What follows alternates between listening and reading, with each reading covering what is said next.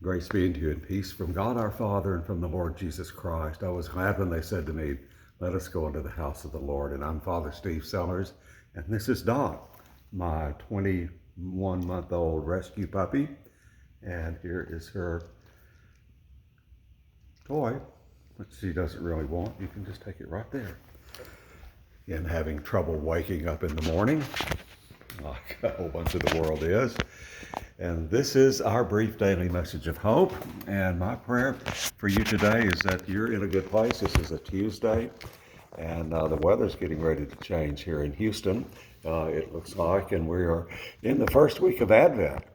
And we are getting into the Advent disciplines of trying to do our best to watch and to wait and to pray and to be hopeful, to have joyful expectations about what is happening in life. You know, an old cartoon someone said to me years ago said there are two ways to wake up in the morning, and one of them is saying, "Good morning, Lord." And the other one is to say, "Good Lord, morning."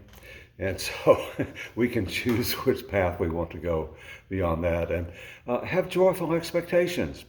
That's going to be one of my theme songs during this season of Advent, and indeed for as long as I can remember to keep doing it. You know, I had a dear friend who was our family doctor in East Texas. He was an old country doctor. He's been with the Lord now a long time. One of the wisest men I've ever met. Had that rare trait these days just called common sense. And he had a way of looking at things that simplified things and took the most complicated things and made them understandable. And one of the things he used to talk about when we would be discussing people who that we knew who were sick in particular, he was a member of my parish, so occasionally we would consult on how people were doing. And I would ask him, said, you know, how is she doing? Is she getting better or is she getting worse?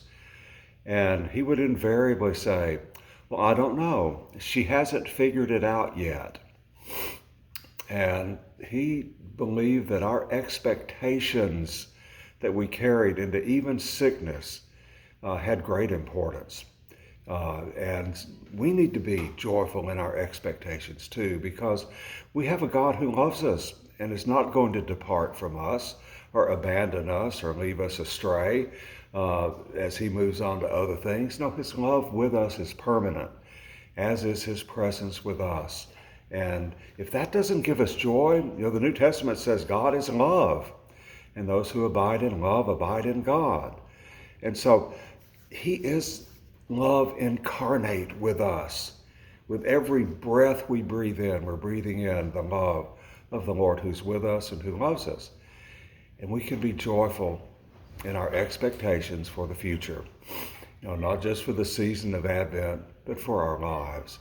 Have a joyful expectation. The biggest problem that people have in their relationships that I have seen after 37 some odd years in the ordained ministry are what I'm starting to call unarticulated expectations, where people expect others to do something, but they never tell them about it. And so when it doesn't happen, they're angry and upset. Let's articulate our expectations today. We believe in the Lord who is taking us into a joyful future. And that the wonderful hymn that keeps coming back in my life, Amazing Grace.